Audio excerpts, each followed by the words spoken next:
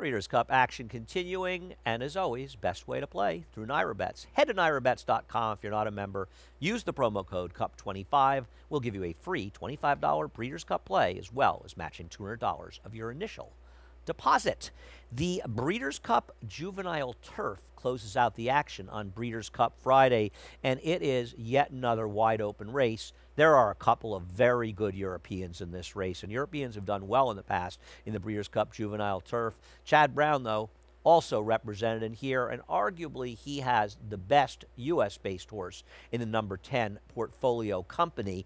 And we'll start out with Portfolio Company, and unfortunately, the horse who probably would have been favored from the U.S. contingent, Annapolis, is not able to play. Bad for him and his connections. Good. Good for Portfolio Company and his. Portfolio Company had to go to the front in this race because there was no speed, and he almost pulled off the upset, beating the highly regarded Annapolis, but he ran extremely well. You'd have to think this horse, who at times has got a bit rank in his starts, will appreciate a race that should have a much more honest pace. And if the pace gets more honest and stretches things out, his post 10 won't be a big factor, but more importantly, he won't get rank. And I think you'll see a more honest pace near you've seen in any of his races. I liked his last race. He got strong figures. He's run well in all of his races, compromised by a slow pace 2 back. And I believe of the U.S.-based runners that Portfolio Company is the one to beat. Now, Albar got it done in North America at Woodbine, but he is a European-based horse from Godolphin, and Godolphin, as always, has a strong hand in this race. I think he's got 2 players in here. It's important to see how the Godolphin runners run, because they've been running extremely well, especially in the North America races. Are they going to bring that form to the Breeders' Cup races? Because they have a lot of big players sprinkled throughout the 2 days in the 2 Breeders' Cup 14 races. Alba here will take a look at this horse's race up at Woodbine. Easily beat Grafton Street. I'm not sure what to make of Grafton Street. Only turf race for Grafton Street. Finished second, came back with a maiden win and a synthetic in his next start. I don't think he's much racehorse. Albar was good. He was impressive getting it done. He broke about a length and a half slow in here. Got a pretty good trip thereafter, but you can't knock his performance. It was back in September. Is he going to come back and run as well? And frankly, he probably has to run better. And also, he needs to break better. You don't want to get left, especially in competitive races like this. I don't think he's impossible, but I want to see others. I prefer another Godolphin runner who will get to a European. Dakota Gold is going to take a lot of money in this race, and Dakota Gold easily beat Coinage in his last race. Coinage, of course, who was the horse who upset Portfolio Company, was able to walk the dog up in Saratoga in a stake race. This race at Monmouth, those fractions you're seeing, they're all inaccurate. I believe the times were over a second slower throughout the race. It was still a very fast pace. Dakota Gold got a good trip. Now, he can be forwardly placed in this race, and he's going to be more forward than he was in there. He ran a good figure in winning this race. I'm a little bit skeptical. You look at the second-place finisher, Royal Spirit, at Todd Fletcher versus a maiden. I didn't think he was that good. They decided not to play in here.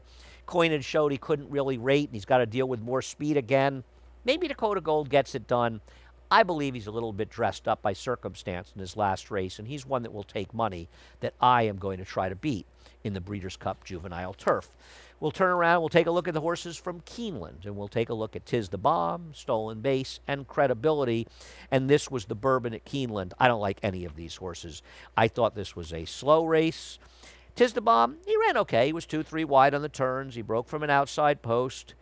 I just don't think this race was really that good. I think there are significantly better horses. There are better U.S.-based horses in this race, and there are better foreign horses coming in here. So while perhaps they'll take some money, you saw a blanket finish in a big field, and I just think it was more a blanket finish because we weren't dealing with a particularly strong group. There is a U.S. horse, though, that I'm interested in using. I picked him 4th in this race. We'll find out how good he is. Christophe Clement's Slipstream. And looking at the pace projector from Timeform US, which I do, he's not projected to be forward. I don't agree with that. I think he got in some trouble in this race we'll look at here, the Futurity, which is why he ended up as far back as he is. He's a horse going to be forward.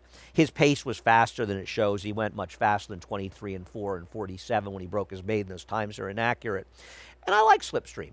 I don't know if he's good enough to win, but I thought he ran well in here. And you know what? I think the mile is going to fit him at Del Mar, and I think you're going to see them look to be more forward here with Joel Rosario. So perhaps he can work out a trip. And I think Slipstream is a horse that may end up falling through the cracks and be a solid price. And I believe he's going to outrun his odds. We'll see if that makes him good enough to win. Let's talk about Mckinnon. He's the California-based horse. Now, in general, the California-based turf horses have not proven to be that competitive in these races. But Mckinnon is okay. I mean, he was impressive winning. And he's won his last 3 starts, all of them at a mile, 2 of them at Del Mar. We'll take a look at the Zuma Beach, his last race. Now, he got an absolutely perfect trip. He really didn't beat particularly strong horses in this race. But he also won fairly easily. And when I say a perfect trip, he didn't have a perfect trip. I'm sorry. He was steadied badly on the backstretch, excuse me. And he had a perfect trip other than that trouble. So it wasn't a perfect trip. I apologize for that. He had legit trouble in the backstretch. So frankly, his 2 1/4 length win could have been a 4-length win. It really could have been, with a perfect trip. And maybe his buyer would have gotten closer to 80. But is that even good enough to beat the likes of Slipstream? Is it good enough to beat the likes of Dakota Gold? Is it good enough to beat Albar? Is it good enough to beat Portfolio Company? I think he's got to get better. And he probably takes a little bit more money because of his good performances locally. And I just think the competition got much tougher. But he's not untalented, and he's probably got a bit of a shot in here. The Europeans are strong in here. And I believe the best one of them is the number 14 Juvenile Legend. But it's important to say number 14. He did not draw well. We'll take a look at him finishing second, the prestigious Dewhurst last time. And he lost to a horse named Native Trail, who is a very strong runner. He's 4 for 4. He has a Grade 1 win at the Curragh as well as this win. He is very, very good. He's a Godolphin runner and a very good one at that.